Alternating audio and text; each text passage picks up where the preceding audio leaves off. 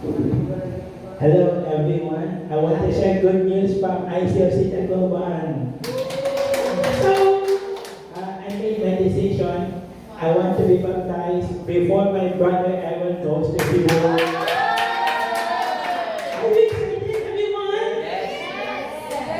And of course, I'm also excited for the stage that will be coming soon.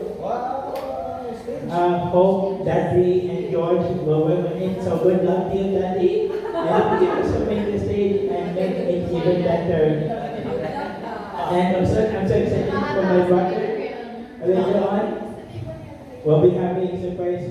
It's a special, yeah. So I hope I'll be excited for this later on. And I hope everything will be well. So also, everyone, please pray for me as I'll become a disciple before my brother goes to Cebu. Okay, that's all. Thank you. And to God be all the glory. I shall good news.